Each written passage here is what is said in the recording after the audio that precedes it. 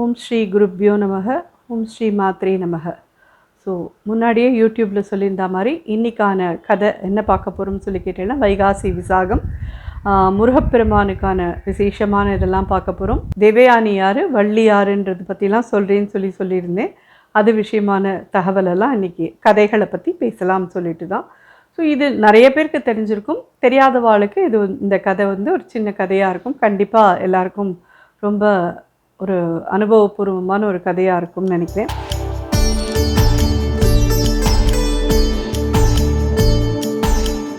ஒரு தடவை மகாவிஷ்ணு அவருடைய கண்கள்லேருந்து 2 சொட்டு தண்ணி விழுறது. அதுலேருந்து ரொம்ப அழகான 2 பெண் குழந்தைகள் பிறக்கிறா, அதை உருவாரா. அந்த குழந்தைகள் 2 பேருக்கும் அமுதவல்லி சுந்தரவல்லி அப்படின்னு பேர் வச்சு மகாவிஷ்ணுவும் லக்ஷ்மியும் ரொம்ப ஆசையாக வளர்த்துட்டுருக்கா. ரொம்ப அருமையாக வளர்க்குறா அது 2யும்.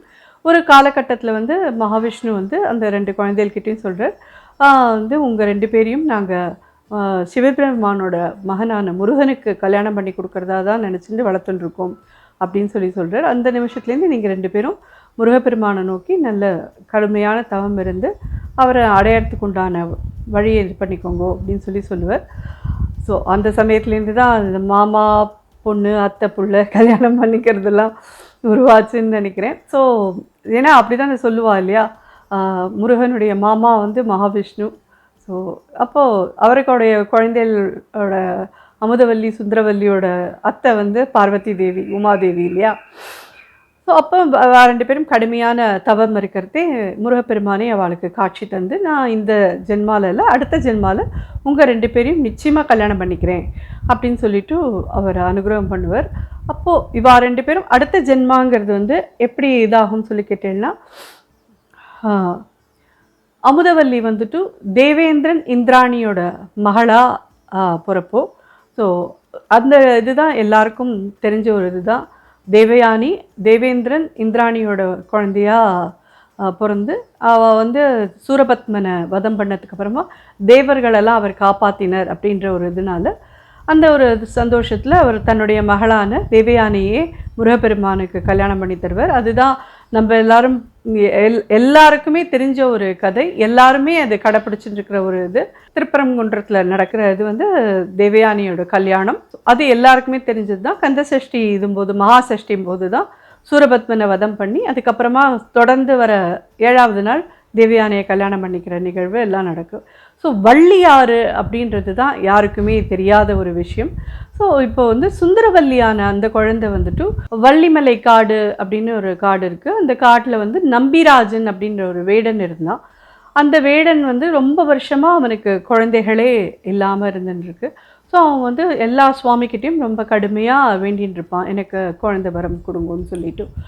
அப்போது அந்த காட்டிலேயே ஒரு புள்ளிமான் ஒரு குழந்தைய, அதாவது மனித உருவில் இருக்கிற ஒரு பெண் குழந்தைய ஈன்றெடுக்கிறது. அது என்னன்னு கேட்டேன்னா, அது ஆக்சுவலி அது இன்னொரு கிளை கதை. அது மகாவிஷ்ணுவும் லக்ஷ்மியுமாவே அந்த குழந்தைய உருவாக்கி அந்த குழந்தைய காட்டில் பெத்தெடுக்கிறா மகாலட்சுமி. அந்த மகாலட்சுமிக்கு பிறந்த குழந்தை தான் வள்ளி. அதாவது அந்த காட்டில் வள்ளிக்கிழங்கெல்லாம் நிறையா இருக்கும். அதை வேடவர்கள்லாம் அந்த வள்ளிக்கிழங்கை பறிச்சு எடுத்துன்னு போய் அதை வேக வச்சு சாப்பிட்றது தான் அவளுடைய ஒரு வழக்கமான இது. ஸோ அப்படி ஒரு நாளைக்கு வரைச்சி இந்த புள்ளிமான் இந்த குழந்தைய வள்ளிமலை அதாவது வள்ளிக்கிழங்கெல்லாம் இருக்கிற குழிக்குள்ளே அது போட்டுட்டு போய்டுறது. ஸோ இந்த குழந்தை அழுன்னு அழுதுண்டே இருக்கு. அந்த காட்டுக்கு வர வேடவர்களுக்கெல்லாம் அது காதில் விழுந்ததும் போய் பார்த்தா குழந்தை இருக்குது. அந்த குழந்தைய எடுத்துகிட்டு போய் நம்பிராஜன்கிட்ட கொடுக்குறா. நம்பிராஜன் ரொம்ப ஆசையாக அந்த குழந்தைய வளர்த்துட்டுருக்கார். அதுக்கு வள்ளிக்கிழங்குக்கு இடையில் கிடச்ச குழந்தை அப்படிங்கிறதுனால வள்ளி அப்படின்னு பேர் வச்சு வளர்த்துட்டுருக்கார். அந்த வள்ளியும் முருகப்பெருமான் வேற அபரிமிதமான ஒரு காதலோட ரொம்ப ஒரு இதுவாக அவரையே கல்யாணம் பண்ணிக்கணும் அப்படின்ற ஒரு இதோட தீவிரமாக பக்தியாக இருந்துட்டுருப்போம்.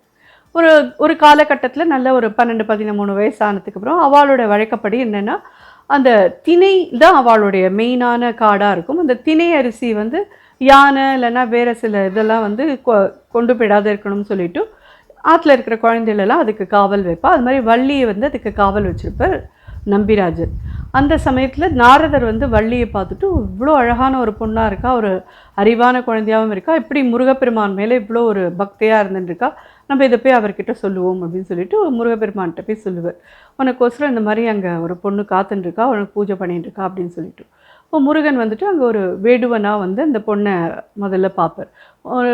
நீங்கள் யார், இந்த காட்டுக்குள்ளே எதுக்கு வந்தீங்க அப்படின்னு சொல்லி கேட்டபோது, நான் இந்த ஒரு மானை துரத்தின்னு வந்தேன், அந்த மான் ஓடி போயிடுது அப்படின்னு சொல்லி சொன்னதும் வந்து முத நாளைக்கு இல்லை இல்லை இது எங்களோட ஏரியா, இதுக்குள்ளெல்லாம் நீங்கள் வரக்கூடாது போங்கன்னு சொல்லிட்டு வள்ளி வெளியில் துரத்திடுவாள். திருப்பி அடுத்த நாளும் அதே மாதிரி வேடுவனா அவள் உள்ளுக்குள்ளே வரத்தே, இன்றைக்கும் மானை தேடின்னு வந்தீங்களா அப்படின்னு சொல்லி கேட்பார். அப்போது கேட்டதும் இல்லை இல்லை இன்றைக்கி நான் மானை தேடின்னு வரல, உன்னை பார்க்குறதுக்கு தான் வந்தேன், எனக்கு நீ என்னை கல்யாணம் பண்ணிக்கிறியா அப்படின்னு சொல்லி கேட்பார். வேடுவனாக இருந்த முருகர் வந்து இல்லை இல்லை நான் முருகனை மட்டும்தான் மனசார கல்யாணம் பண்ணிக்கணும்னு நினச்சிட்டு இருக்கேன், உன்னெல்லாம் கல்யாணம் பண்ணிக்க முடியாது அப்படின்னு சொல்லிடுவோம். அந்த சமயம் பார்த்து நம்பிராஜன் அங்கே வருவார். நம்பிராஜனோட வர இது கேட்டதும் முருகன் வந்து அந்த இடத்துல ஒரு சட்டுன்னு ஒரு மரமாக மாறிடுவார். அப்போது உடனே நம்பிராஜன் இந்த இடத்துல இந்த மரமே கிடையாதே, இப்போ யாரோ பேசிட்டு இருந்த சத்தம் கேட்டுதே அப்படின்னு சொல்லி கேட்பார். இங்கே யாரும் இல்லைப்பா அப்படின்போ வள்ளி. அப்படின்னா இந்த மரம் இன்னும் புதுசாக இருக்குது, இது ரொம்ப விசித்திரமாக இருக்குது, இந்த மரத்தை வெட்டிடுங்கோ அப்படிம்பார். உடனே வள்ளி சொல்லுவோம், வேண்டாம் வேண்டாம் வெட்டாதப்பா, இந்த மரல் வந்து எனக்கு நிழல் கொடுத்துட்டுருக்கு, அது இருக்கட்டும் அப்படின்னு சொல்லுவோம். அப்படியா சரி இப்படி சொல்லி பொண்ணு சொன்னதை கேட்டுன்னு அவர் போயிடுவார். அதுக்கப்புறமா முருகன் அந்த மரத்துலேருந்து திருப்பி வெளியில் வந்து, பத்தியா உனக்கும் என்னோட மேலே ஆசை இருக்குது, என்னை கல்யாணம் பண்ணிக்கிறதுக்கு, என்னை கல்யாணம் பண்ணிக்கோ அப்படின்னு சொல்லி கேட்பார். கண்டிப்பாக முடியாது, நான் முருகப்பெருமானை மட்டும்தான் கல்யாணம் பண்ணிப்பேன் அப்படின்னு சொல்லி இவரை அமுச்சிடுவோம். ஸோ அடுத்த நாளைக்கு வந்து ஒரு எல்லாருக்கும் தெரிஞ்சது தான் இந்த கதையும் வந்து, கிழவனாக அவர் ஒரு வேஷம் போட்டுட்டு வருவார். அங்கேருந்து வந்துட்டு அந்த அதே காட்டுக்கு வந்துட்டு எனக்கு கொஞ்சம் தாகமாக இருக்குது, தண்ணி கொடு அப்படின்னு சொல்லி கேட்டதும், அங்கே இருக்குது ஓடை இருக்குது அதில் எடுத்து குடி, இல்லை நான் ஒரு இவ்வளோ வயசானவும் உன் கையால் எனக்கு கொஞ்சம் தண்ணி எடுத்து கொடு அப்படின்னு சொல்லி கேட்பார். ஸோ தண்ணி எடுத்து கொடுத்ததும் வந்து சாப்பிட்டுட்டு, இப்போ உங்களுடைய தாகம் தீர்ந்துதா அப்படின்னு சொல்லி கேட்டதும், தாகம் தீர்ந்துடுதோ ஆனால் என்னோடய மனசில் ஒரு இது ஆசை இருக்குது, அது மட்டும் தீர மாட்டேங்கிறது அப்படிம்பார். என்னன்னு சொல்லி கேட்போம். என்ன நீ கல்யாணம் பண்ணிக்கணும் அப்படின்னு சொல்லி, நீ இவ்வளோ கிழவராக இருக்க, உன்னை போய் நான் கல்யாணம் பண்ணிக்கிறதா, உனக்கு இந்த கிழது இதுக்கு ஆசையை பாரு அப்படின்னு சொல்லிட்டு திட்டிட்டு போயிடுவோம். வள்ளியோட மனசை தன்னால் மாற்றவே முடியலையேன்னு சொல்லிட்டு முருகப்பெருமான் தன்னுடைய அண்ணாவான கணேசருடைய உதவியை நாடுவார். அப்போது பிள்ளையார் வந்து ஒரு பெரிய யானை ரூபத்தில் வந்து வள்ளியை மிரட்டுவார். அப்போது இவ தாத்தா பின்னாடி வந்து ஒழிஞ்சுட்டு என்னை காப்பாற்றுங்கோ, இந்த யானையை இது பண்ணுங்கோ அப்படின்னு சொல்லுவோம். அப்புறம் அப்படின்னா நீ என்னை கல்யாணம் பண்ணிக்கிறேன்னு சொல்லு, அப்போ தான் நான் இந்த யானையை சொல்லுவேன் அப்படின்னு சொல்லுவார். நான் அந்த யானை காலால் மிதிப்பட்டு செத்தாலும் செத்துவேன், சாவேனை வழிய முருகப்பெருமானை தவிர வேறு யாரையுமே கல்யாணம் பண்ணிக்க மாட்டேன் அப்படின்னு சொல்லி அவள் வந்து யானைக்கு முன்னாடி வந்து நின்றுப்போம். அப்போது அவர் விநாயகருக்கே அவளுக்கு முருகப்பெருமான் மேலே இருந்த காதலையும் பக்தியும் பார்த்து ரொம்ப அசந்து போயிடுவார். அவர் தன்னோட தும்பிக்கையால் தூக்கி முருகனோட கையிலேயே வள்ளியை கொடுத்துட்டு அவருக்கு மறைஞ்சு போயிடுவார். அப்போது முருகப்பெருமான் அவளுக்கு விஸ்வரூப தரிசனம் கொடுத்து, நான் தான் உன்னை வந்து 2-3 இதுவாக வந்து சோதித்தேன், வேறு யாருமே இல்லை, உன்னை கல்யாணம் பண்ணிக்கிறதுக்கு நான் தயாராக இருக்கேன்னு சொல்லிடுது. இதுக்கோசரம் தான் நான் ஜென்மவாக காத்துட்டுருக்கேன் அப்படின்னு சொல்லிட்டு வள்ளியும் அவர்கிட்ட சரண்டர் ஆகும். அப்புறம் அவளுக்கு அந்த இதுலேயே இருந்து கல்யாணம் நடக்கிறது. அதுக்கப்புறம் அவள் கல்யாணம் பண்ணிட்டு அவளை கூட்டிகிட்டு போச்சு. தேவயானைக்கு வந்து வள்ளியை பார்த்ததும் ரொம்ப கோவம் வந்துடும். அப்போ முருகப்பெருமானே வந்து அவளுக்கு விளக்குவர். போன ஜென்மாவில் நீங்கள் 2 பேரும் அமுதவல்லி சுந்தரவல்லியாக இருந்தவா, ஸோ 2 பேருமே என்ன அடையணும் தான் தபசு பண்ணிட்டு இருந்தேன், ஸோ 2 பேரையும் கல்யாணம் பண்ணிக்கணுன்றது தான் நான் வாக்கு கொடுத்துருந்தது. நீங்கள் 2 பேரும் என்னோடையே இணைந்து எப்பயுமே எல்லா பக்தாளுக்கும் நம்ம வந்து அனுகிரகம் பண்ணிகிட்ருப்போம் அப்படின்னு சொல்லிட்டு அவர் அனுகிரகம் பண்ணுறார். ஸோ இந்த கதை எல்லாருக்குமே ரொம்ப ஒரு பிடித்த கதையாக இருக்கும்னு நினைக்கிறேன்.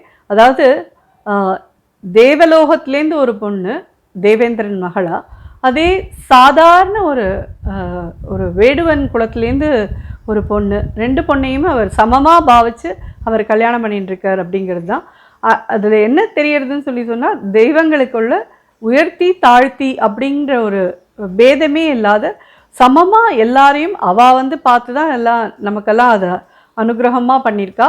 நமக்கு வந்து அது புரிஞ்சுக்க தெரியலன்றது ஒன்று தான் அங்கே ரொம்ப துரதிருஷ்டவசமான ஒரு இது. ஸோ அவளுக்கு தெய்வங்களுக்கே ஒன்றும் பாகுபாடு இல்லைங்கிற போது நம்மளும் எல்லாரையும் சமமாக பார்க்கக்கூடிய ஒரு மனோபாவத்தை அந்த முருகப்பெருமான் நமக்கு அனுகிரகம் பண்ணட்டும் சொல்லிட்டு நம்ம அவர்கிட்ட பிரார்த்தனை பண்ணிப்போம். இந்த நாளில் யாராருக்கெல்லாம் கடன் கஷ்டங்கள் இருக்கோ அதெல்லாம் நிவர்த்தி ஆகணும்னு சொல்லிட்டு விரதமிருந்து அவர்கிட்ட வேண்டிக்கோங்க. அதே மாதிரி கணவன் மனைவி ஒற்றுமைக்கோசரம் நீங்கள் எல்லாருமே அவர்கிட்ட வேண்டிட்டு நல்ல விரதம் இருந்தேன்னா புத்திரபாகியம் இது எல்லாமே அவர் அனுகிரகிக்கக்கூடியவர். எல்லாருக்கும் எல்லா விதமான சௌக்கியங்களும் சௌகரியங்களும் கிடைச்சி சௌக்கியமாக இருக்கணும்னு முருகப்பெருமான்கிட்ட நானும் பிரார்த்தனை பண்ணிக்கிறேன். நன்றி, வணக்கம்.